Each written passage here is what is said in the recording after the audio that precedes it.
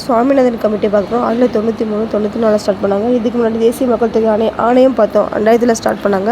அது மக்கள் தொகையை கட்டுப்படுத்துவது. அதுக்கு முன்னாடியே இந்த சுவாமிநாதன் கமிட்டிலாம் அமைச்சாங்க. 1993, 94 ஸ்டார்ட் பண்ணாங்க. நோக்கம் தேசிய மக்கள் தொகையை கட்டுப்படுத்தணும்.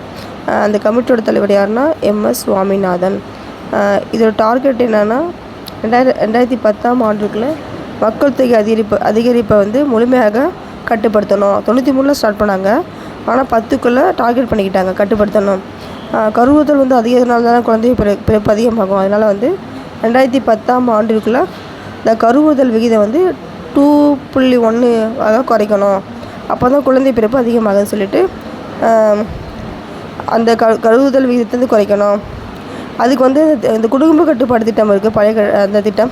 அதுக்கு மாற்றாக வேறு முறையை பயன்படுத்தணும்னு சொல்லிட்டு பரிந்துரைத்தாங்க. நெக்ஸ்ட் ஊக்கம், அந்த கருத்தடை வழிமுறை பின்பற்றுவர்கள் அதுக்கு ஊக்கமளிப்பாங்க, அதுக்கு ஊக்கத்தொகை கொடுக்குறாங்க. அதெல்லாம் இல்லாமல் புதிய